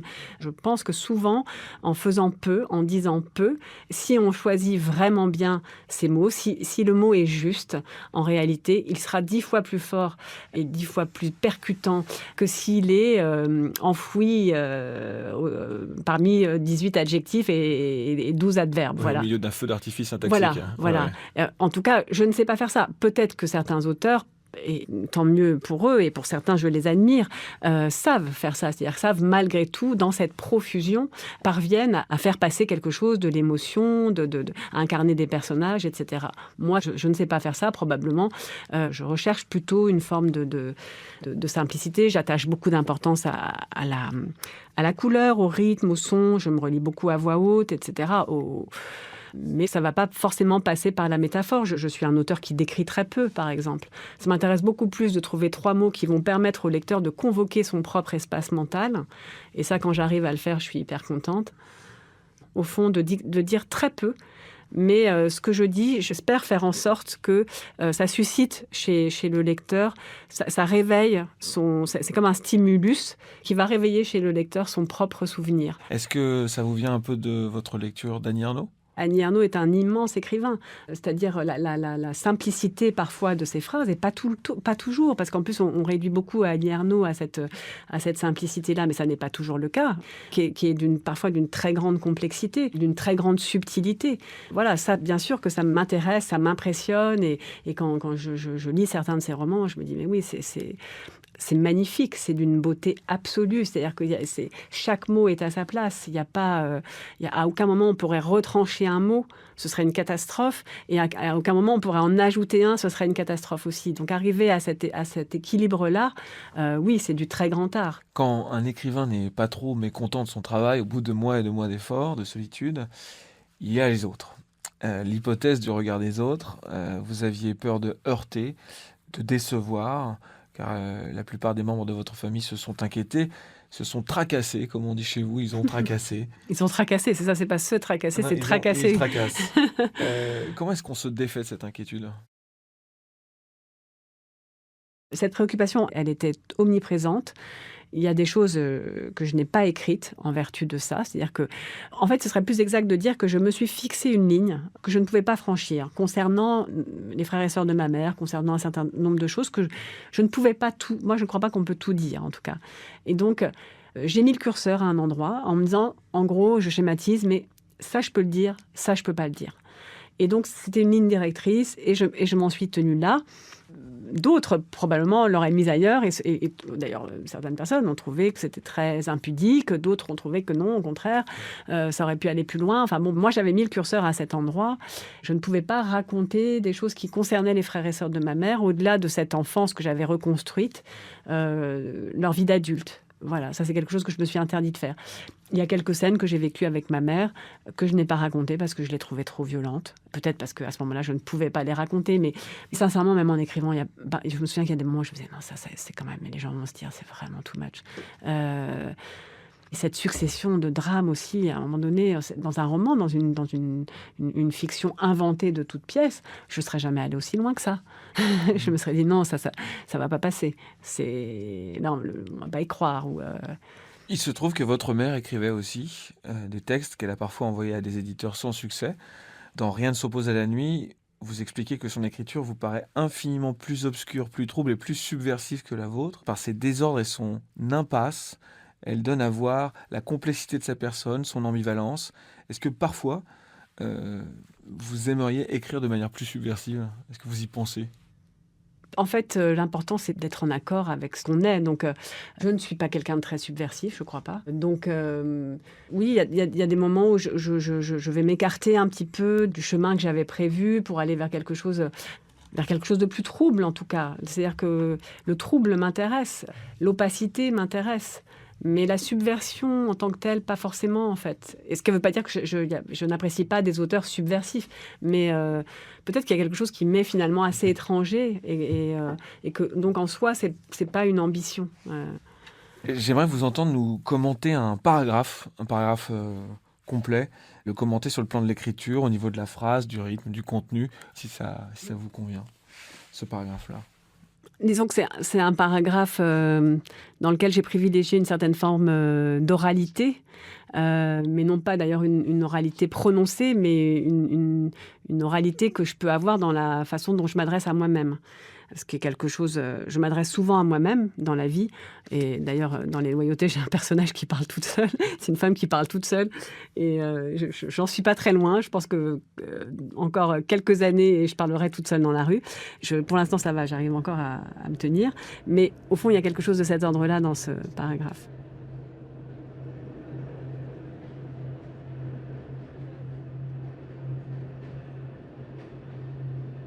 Dans le métro, j'ai pensé qu'il était tôt et que j'étais seule. Je me suis dit exactement ça. Ta mère ne répond pas au téléphone et tu y vas seule. J'ai pensé que Lucille avait rechuté, que j'allais la trouver comme ma sœur l'avait trouvée chez elle quelques années plus tôt, dans un état de grande agitation, qu'il faudrait la convaincre d'aller à l'hôpital, qu'elle résisterait peut-être, qu'il faudrait appeler les pompiers.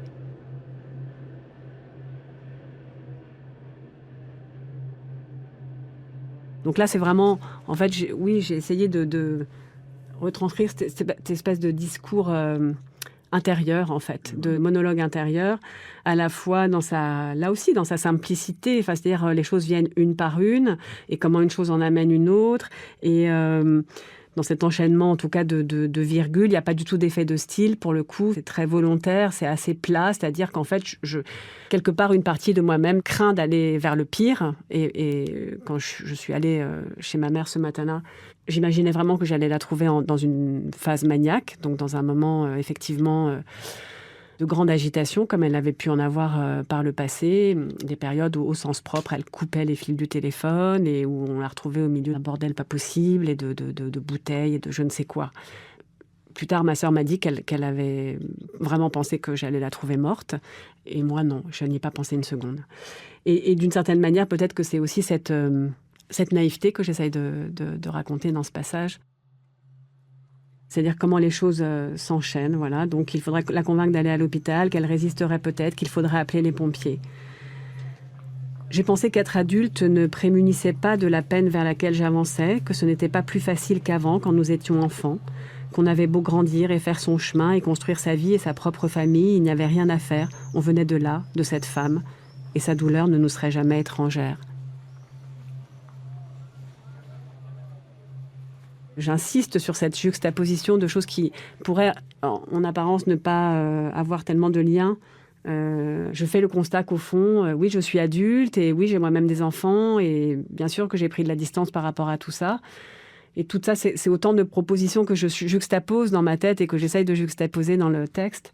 Mais qu'au fond, non, ça ne me prémunit de rien. En tout cas, ça n'enlève rien à la douleur que je pense devoir affronter et qui n'est en réalité pas celle que je pense devoir affronter. Ce passage provient des pages qui sont, à mon sens, les plus dures du livre, celui de la découverte du corps de votre mère quelques jours après son suicide. Nous n'en lirons pas d'autres extraits, mais je me demande, après les avoir lus plusieurs fois, ce que ça demande comme force, voire comme savoir-faire, de faire rejaillir et de mettre en scène une scène traumatique comme celle-ci. Je n'ai jamais autant pleuré en écrivant un livre qu'en écrivant Rien ne s'oppose à l'ennemi. Or, écrire, ça n'est pas ça. Écrire, ça n'est pas se vider, se débarrasser de son émotion. S'épancher comme vous le faisiez adolescent. S'épancher, voilà. Pour moi, l'écriture n'est pas thérapeutique, par exemple. Donc, la difficulté, sans doute, d'écrire des scènes comme celle-ci, en tout cas celle à laquelle je me suis heurtée quand je les ai écrites, c'était de contenir l'émotion, c'est-à-dire de pouvoir retrouver, pouvoir me remettre dans la position de l'écrivain, c'est-à-dire fabriquer des phrases, essayer qu'elles tiennent la route, essayer que ça se tienne, en fait, sans être rattrapée par mon propre chagrin, sans que mon chagrin se déverse tel une espèce de pathos insupportable sur le texte. Je me souviens qu'à l'époque, il m'arrivait souvent d'aller faire le tour du pâté de maison pour respirer un coup et pour revenir devant l'ordinateur. Je vais m'autoriser un bref aparté personnel. Mon premier roman parle de mes parents. Ah oui, je me souviens. J'ai mis 5 ou 6 ans à m'autoriser à écrire sur récit familial, dont 2 à me dire que ce texte, une fois publié, n'allait pas tuer mes parents de honte ou de désespoir.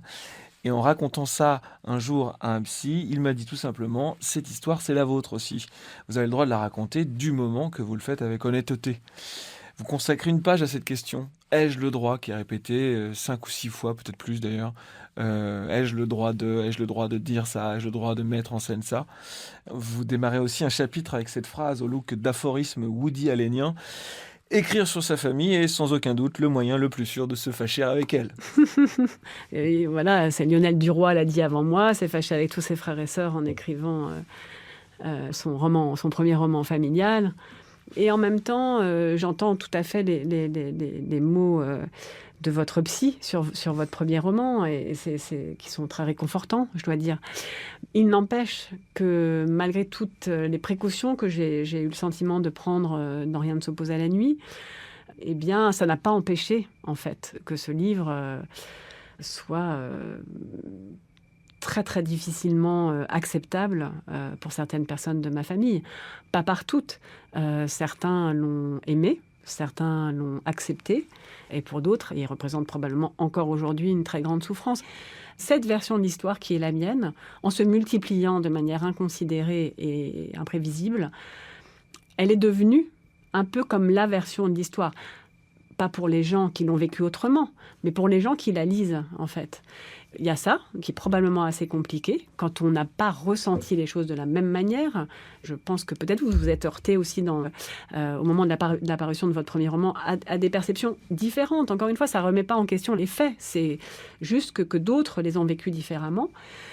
Il y a ça, et puis il y a aussi, malgré tout, que le livre révèle un certain nombre de choses que peut-être aussi les gens qui sont impliqués n'avaient pas envie de révéler, et qui, du coup, les met en porte-à-faux, en tout cas, va à l'encontre de leur propre désir d'exposition. Si c'était à refaire, je le referais. Malgré tous les dégâts, d'une certaine manière, que ce livre a causé dans mes relations avec certaines personnes, voilà, c'est comme ça. Depuis votre premier roman, Delphine de Vigan, vous écrivez à voix haute, c'est-à-dire que vous relisez à voix haute chaque phrase et chaque paragraphe. En quoi ça vous aide ? Parce que j'accorde beaucoup d'importance au rythme, en fait, à la musique. Je l'ai souvent dit, j'aurais adoré être musicienne, savoir jouer d'un instrument. Ça n'est pas le cas. Donc, je me rends compte que je cherche une forme de musique dans l'écriture. Alors, ça n'est pas aussi précis que ce que vous racontez Alice Zénitaire avec ses nombres de pieds. De cet ordre-là, dans un épisode précédent, qu'il vous faut absolument écouter. C'est de cet ordre-là, sauf que je n'ai jamais compté. Et qu'il m'arrive de rajouter un adverbe ou de rajouter un adjectif ou d'en enlever un, au contraire, parce que ça ne sonne pas comme je voudrais à l'oreille, parce qu'au fond, le rythme ne me convient pas. Mais je n'ai jamais compté que c'était 10 ou 8 ou 3 ou 4. Et d'ailleurs, je pense que ça varie, en l'occurrence. En tout cas, quand je lis à voix haute, c'est ça que je cherche. Une forme de rythme. J'aime beaucoup, par exemple, alterner des phrases courtes et des phrases longues, être dans un paragraphe un petit peu plus délié, plus déployé que d'habitude, et pof Pan. Vous ne voyez pas le geste, mais assommer ce pauvre lecteur avec un marteau, un maillet. Voilà, un marteau, un maillet, et tiens, prends ça dans la gueule. Ou à l'inverse, à un moment donné, on s'attend à quelque chose d'assez âpre, tout d'un coup, s'autoriser, voilà, davantage de fluidité, on me dit souvent que mon écriture est très fluide, et bien sûr que c'est une chose à laquelle j'accorde de l'importance aussi dans cette lecture à voix haute. Pour moi, elle me permet une certaine fluidité des sons, du rythme.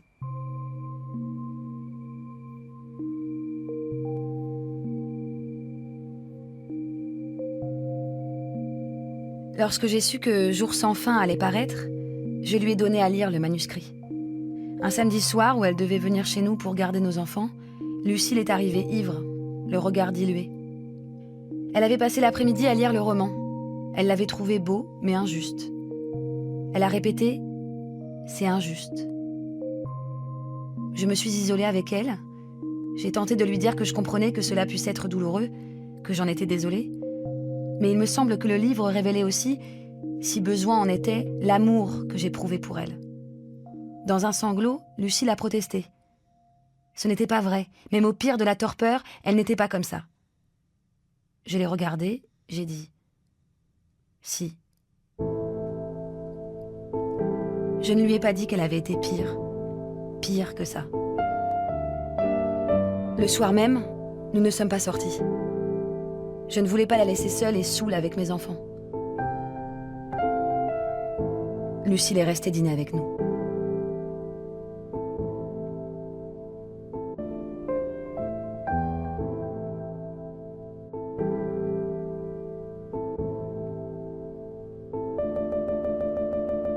Si cette rythmique littéraire était vraiment une musique, ça ressemblerait à quoi? Ce serait quel genre? Peut-être quelque chose comme du Satie.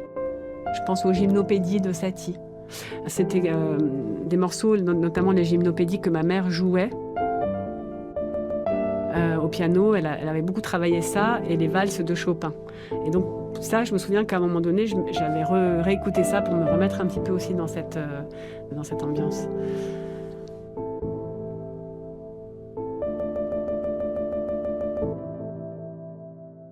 Sur le plan de la technique, quels ont été les retours, les conseils, les coupes éventuelles suggérées par votre éditeur ou votre éditrice? Alors, sur ce texte-là, quasiment pas. Non, en fait, c'est que c'est lié une bonne aussi... nouvelle pas forcément, en fait, c'est lié aussi à l'urgence dans laquelle ce texte a été écrit, avec cette échéance de la rentrée littéraire. Je pense qu'elle a très bien compris aussi que, en fait, c'était comme ça que ça pouvait s'écrire, et que si on décalait, par exemple, la parution pour y passer plus de temps, on prenait le risque que le texte ne paraisse pas, en fait. Je la connaissais, je dis elle, il s'agit de Karina Ossine, qui est mon éditrice depuis longtemps, qui maintenant est chez Gallimard, et qui, en fait, que je connaissais déjà assez bien à cette époque. Et c'est la première fois, par exemple, pour Rien ne s'oppose à la nuit, que je lui ai fait lire un texte en cours de route, ce que je ne fais jamais en général. En tout cas, jusque-là, après ça a un petit peu changé, mais jusque-là, je lui parlais du texte comme une espèce de livre fantasmé, comme on évoque un livre fantasmé. J'écrivais 10, 20, 30 pages, je lui donnais à lire, et ensuite, elle n'entendait plus parler de moi jusqu'à la fin. Pour Rien ne s'oppose à la nuit, je lui ai dit, voilà, je vais essayer d'écrire l'histoire de ma mère, etc. Et puis, à peu près à mi-parcours, totalement exténuée, ayant déjà perdu le sommeil, la moitié de mes cheveux et ayant eu 3 lumbagos, je lui ai dit, est-ce que tu peux lire? Parce que là, franchement, je pense qu'il n'est pas impossible que ce manuscrit ait ma peau. Si ça ne vaut pas le coup, je préférerais que tu me le dises maintenant. Et donc, elle a lu à mi-parcours. En gros, elle m'a encouragée à continuer, avec beaucoup de chaleur, en tout cas. Quand j'ai eu fini le texte et que je lui ai donné dans son ensemble, là, c'était court pour corriger. Je me souviens qu'elle m'a parlé de cette histoire d'obsèques qu'elle trouvait un petit peu longue. C'est le seul souvenir que j'ai. Je ne pense pas avoir tellement resserré. Et voilà. Et le livre est sorti comme ça. C'est pas toujours quasiment pas de coupe. Non. Ce que vous avez livré, ce qui a été imprimé. Voilà, ouais. Alors que, par exemple, pour D'après une histoire vraie, mon livre suivant, j'ai beaucoup coupé. Sur ses conseils. Sur ses conseils, absolument. Ouais. Je l'ai fait lire à ma sœur, qui est la seule qui a lu le manuscrit. Le texte avant parution. Le texte avant même fabrication des épreuves. Ouais. Elle a vraiment lu le manuscrit et elle m'a demandé de changer 2-3 petites choses. Elle a eu très peu de temps pour le lire, ce dont elle a souffert d'ailleurs. Elle aurait voulu avoir plus de temps. Dans l'urgence, elle m'a fait 2-3 remarques dont j'ai tenu compte. Mais de toute façon, je pense que là aussi, le texte était une telle bombe pour elle que c'était impossible de réagir dans le fond à ce moment-là. Parlons du titre du livre, cet emprunt à la chanson d'Alain Bachung, Oser Joséphine, dont les paroles sont de Jean Fauque, sorti en 1991. La formule dit tout, rien ne s'oppose à la nuit. Mais comment l'expliquez-vous, vous? En fait, ce que j'aime, c'est qu'on ne peut pas l'expliquer. C'est une des raisons d'ailleurs pour lesquelles j'aime tellement Bachung, c'est que très souvent, quels que soient d'ailleurs les paroliers avec lesquels il a écrit ses textes, en l'occurrence là c'est avec Jean Fauque comme plusieurs de ses albums, de mon point de vue les plus beaux, mais même quand il a travaillé avec d'autres paroliers, il s'est toujours approprié des textes, c'est toujours un travail, il a toujours remis ça un peu à sa main. Et ce que j'aime justement, c'est l'ambivalence qu'il y a très souvent dans ses textes. L'ambivalence, l'ambiguïté, la polysémie.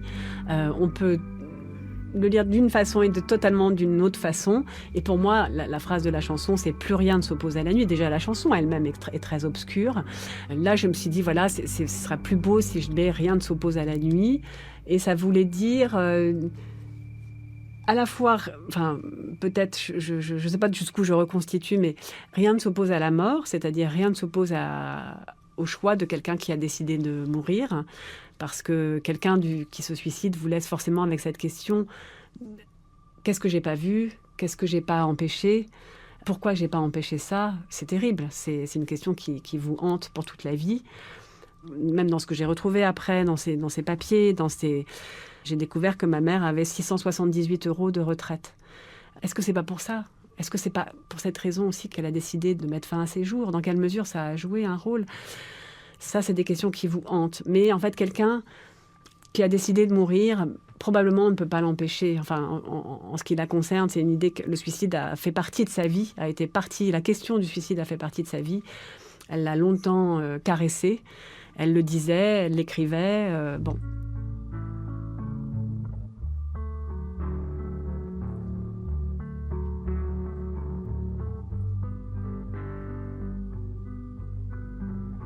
Plus rien ne s'oppose à la nuit, rien ne justifie. Plus rien ne s'oppose à la nuit. Et que ne durent que les moments doux. Que les moments doux. Voilà, c'est ça. Osez, osez Joséphine. Osez, osez Joséphine.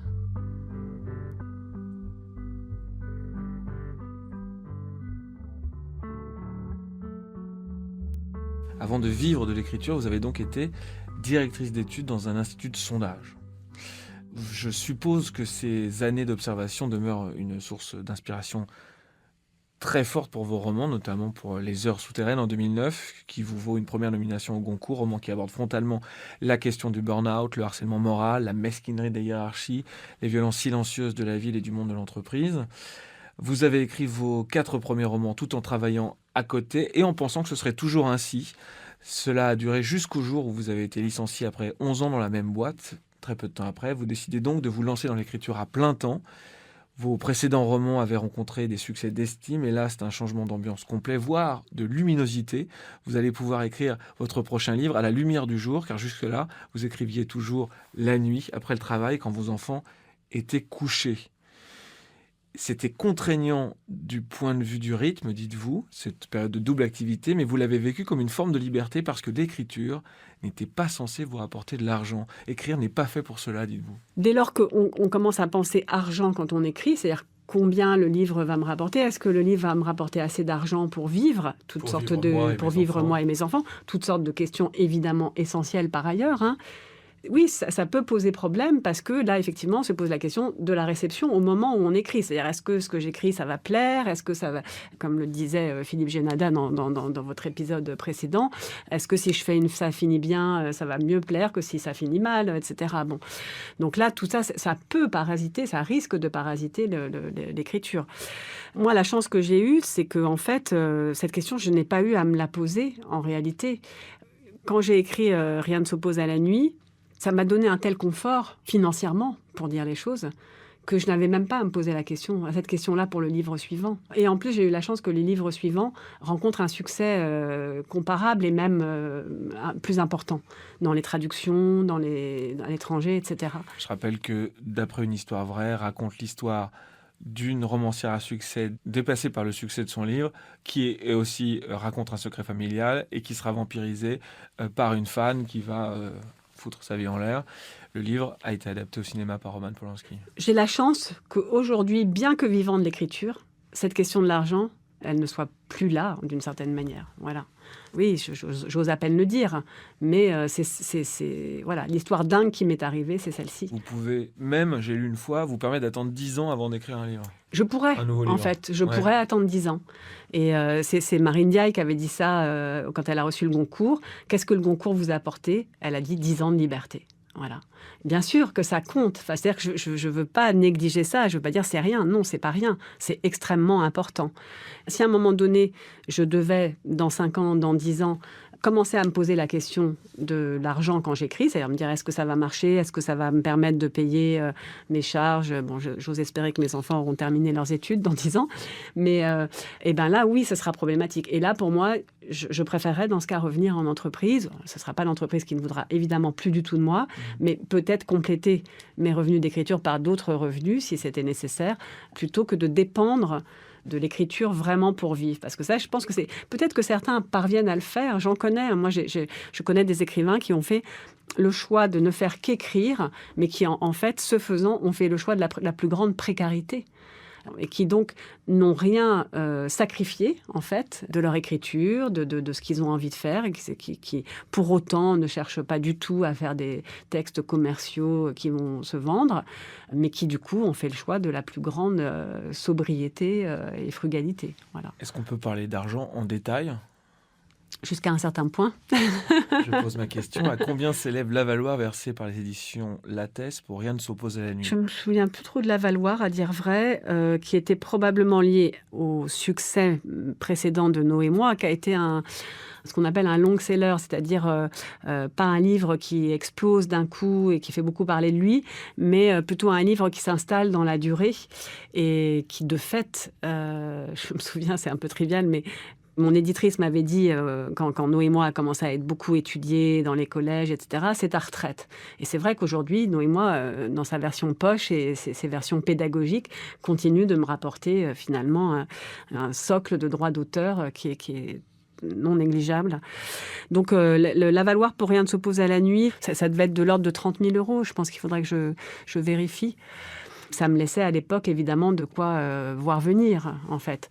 Maintenant, je ne suis plus dépendante de l'avaloir. Je touche des droits d'auteur chaque année qui sont liés à mes traductions, qui sont liés aux livres précédents, qui, pour l'instant, je ne sais pas combien ça durera, marchent suffisamment pour me permettre de vivre très confortablement et de financer les études de mes enfants, etc. Donc, par exemple, pour le livre que vous êtes en train d'écrire, vous ne demandez pas d'avaloir ? Si, là, je ne l'ai pas encore signé mon contrat, mais je n'aime pas signer de contrat tant que je n'ai pas écrit en grande partie le livre. C'est-à-dire que ça m'angoisse. Donc, j'ai besoin de signer un contrat, malgré tout, avant la parution du livre, mais pas trop tôt ni trop tard. Et contrairement à d'autres écrivains qui renoncent à leur avaloir, en général, pour avoir des pourcentages plus importants, par exemple, ça peut entrer dans la négociation. Pour ma part, j'aime bien que l'éditeur s'engage, en réalité. Et les avaloirs d'aujourd'hui ont considérablement augmenté. Oui, et là, je vous dirai pas le chiffre, parce que je pense que ce serait pas une bonne idée. L'avantage d'être chez soi, dites-vous, c'est que face à tous ces moments où on trébuche sur un aspect du texte, on peut trouver autre chose à faire. Et vous trouvez des ressources dans la vie domestique. C'est là que je vais évoquer le paradigme du lave-vaisselle ou du lave-linge. Vous allez remplir ou vider le lave-vaisselle, remplir ou vider le lave-linge, et ça vous oxygène le cerveau, et vous pouvez ensuite reprendre le travail. C'est une idée partagée, figurez-vous, par l'auteur de Fight Club, l'américain Chuck Palahniuk, qui préconise aux écrivains de prendre très au sérieux leurs tâches ménagères, car ces activités permettent au cerveau de se concentrer sur autre chose tout en continuant à travailler. Exactement, mais ça me réjouit d'entendre ça, parce qu'à vous l'entendre dire, je me disais que ça faisait quand même un petit peu... C'était un peu prosaïque et pas très... peut-être pas très féministe comme manière d'aborder les choses. Bon, je vis seule, donc oui, je revendique complètement ça. Tout ce qui est linge, j'aime beaucoup. Effectivement, vider, remplir le lave-vaisselle. Il vous arrive aussi de faire de la couture, des ourlets, rapiécer des boutons manquants ou des trous. Mais ça, c'est vraiment en période de crise. Hein, c'est vraiment, ouais. Ça m'est arrivé une fois pour Rien ne s'oppose à la nuit, ça m'est plus jamais arrivé. Alors, pardon d'avance pour la métaphore à laquelle vous avez eu le bon goût de ne pas céder dans le roman, mais rapiécer les trous, c'est aussi proche du travail d'enquête, a fortiori autobiographique. Oui, et ça rejoint ce qu'on disait tout à l'heure sur le réel et la fiction. C'est-à-dire qu'au fond... pour filer votre métaphore, le fil, la couleur du fil qu'on choisit, plus ou moins épais, plus ou moins visible, est-ce qu'il faut avoir recours ou pas à une pièce ? Est-ce qu'il faut ajouter quelque chose, un morceau de tissu ? Parce qu'en fait, le trou est tellement important, et c'est souvent le cas, qu'on ne peut pas simplement rapprocher les bords. Il faut ajouter une pièce. Et ça, oui, c'est le travail du romancier. Et pour moi, c'est ça le travail, l'inévitable fiction, d'une certaine manière, qu'on produit quand on écrit. Pour terminer, Delphine de Vigan, j'aimerais que vous nous lisiez cette étrange histoire de radio qui figure dans la toute dernière partie de votre livre « Rien ne s'oppose à la nuit ». Ah oui, ça c'était vraiment étrange aussi. C'est pareil, je n'ai jamais relu ça. Lorsque nous avions vidé l'appartement de Lucille, j'avais gardé la radio sur laquelle elle s'était endormie, un petit transistor que je lui avais offert quelques années plus tôt. J'avais hésité à le prendre. La joue droite et l'oreille de Lucille reposaient sur ce poste quand je l'avais trouvé. Finalement, je l'avais nettoyé et posé dans un coin de mon salon, en attendant de décider de son sort. Pendant des semaines, le poste de Lucille s'est allumé tout seul à des heures différentes.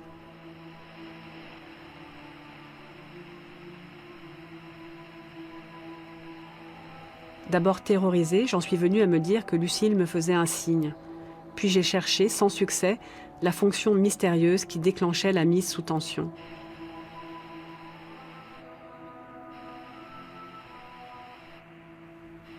Sur une zone étroite et délimitée qui entourait l'un des boutons de réglage, j'ai découvert une pellicule fine et brune, impossible à identifier, qui pouvait éventuellement provenir d'un résidu alimentaire. Je me suis étonnée qu'elle ait échappé à mon premier nettoyage avec un coton et de l'alcool. Je l'ai frottée de nouveau. La trace brune est revenue. Je l'ai nettoyée 10 fois, 20 fois, mais toujours la trace brune est revenue, comme si s'était déposé à cet endroit quelque chose d'invisible à l'œil nu, qui moisissait ou s'oxydait. Un matin, dans un accès de panique, j'ai jeté le transistor.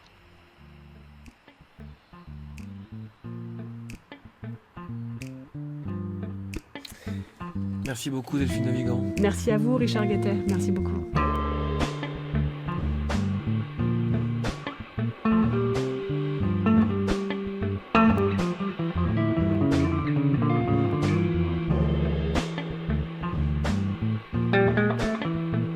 Chères auditrices, chers auditeurs, on se retrouve en septembre pour le prochain numéro de Bookmakers à suivre sur arteradio.com ou votre application de podcast préférée. Très grand merci à Samuel Hirsch pour la réalisation, la prise de son et la musique originale, à Sarah Monimard pour le montage, ainsi qu'à Ariane Brousse pour les lectures.